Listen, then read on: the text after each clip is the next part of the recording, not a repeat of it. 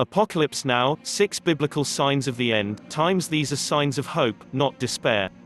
By Wesley Baines.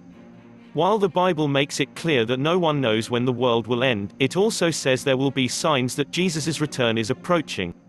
Watch this video to learn the 6 biblical signs of the end times. In this video: 1. Christ's second coming. 2. Nation against nation. 3. False prophets. 4. Moral decay. 5. Signs in the stars. 6. A great tribulation. 7. Earthquakes in many places. Christ's second coming. Angels surrounding Jesus. The Bible presents a certain paradox when it comes to the end times.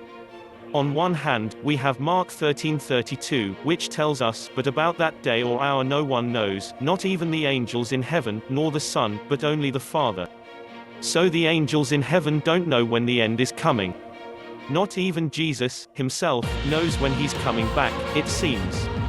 Yet in Matthew chapter 24 verses 5 to 8, Christ says, of the impending end of all things, that, "For many will come in my name, saying, I am the Christ, and they will lead many astray. And you will hear of wars and rumors of wars. See that you dare not alarmed, for this must take place, but the end is not yet.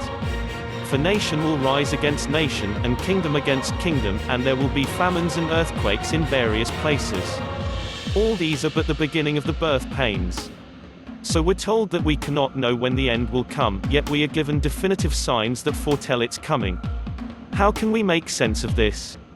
One way in which these signs can be useful is if we, instead of trying to predict the end through them, simply take them as hope-filled reminders that Christ is going to return and redeem all of creation. In this way, when we see these events transpiring, we can find hope instead of fear as we prepare ourselves to weather the storm. To help you see these events for what they are, let's take a look at 6 biblical signs of the end times. 1. Nation against nation.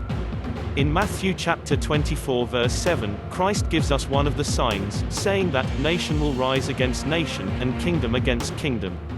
Since war has been raging ever since the biblical fall, we have to assume that this means something more, something far more destructive or significant than what we've yet seen. And knowing what we've already been through, things like World War II, it is difficult to imagine anything worse. We may very well be about to enter this troublesome age. However, with world tensions again growing taut, and with most every country now possessing the most powerful weapons in history, this sign may be fast approaching. Consider North Korea and its boasts of nuclear retaliation. Think on Russia's growing tension with the United States. Think of the myriad conflicts in the Middle East. And don't forget that China, one of the world's superpowers, is growing increasingly hostile with the West. With all that's going on, we can't help but be reminded of Christ's return. 2. False prophets.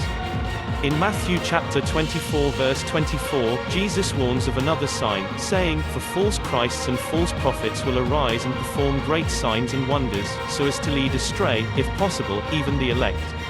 These false Christs will look like the real deal, they'll preach like a Christian, be charismatic, and draw in many, many followers.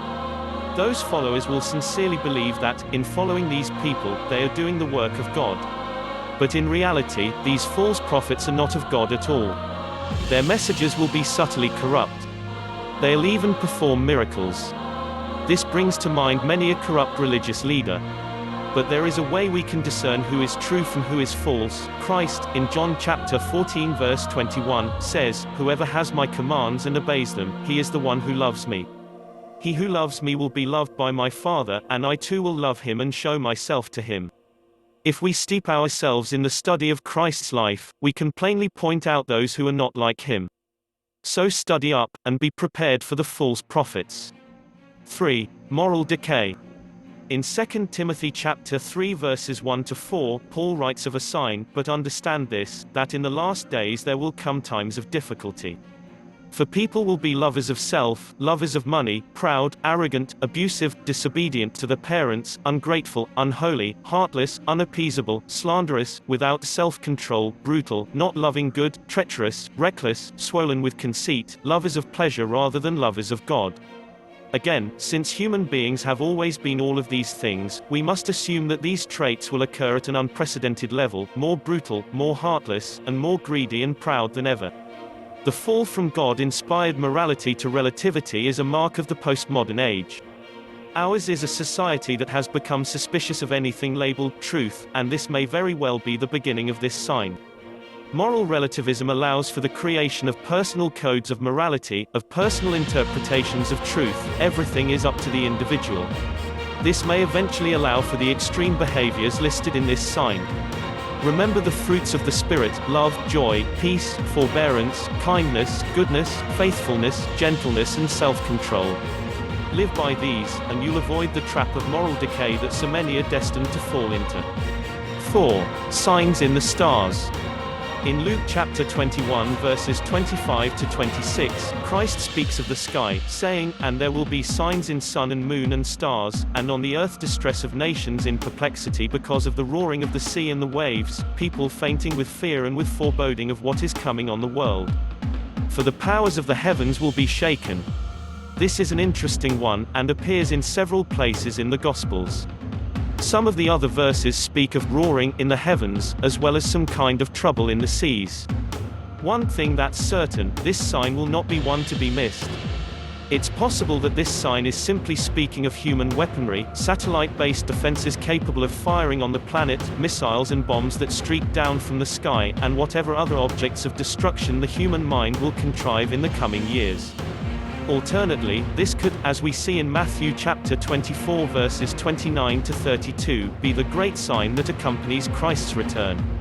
Whatever the case, when the sky darkens and the stars disappear and the moon becomes red as blood, you will know that Christ is near.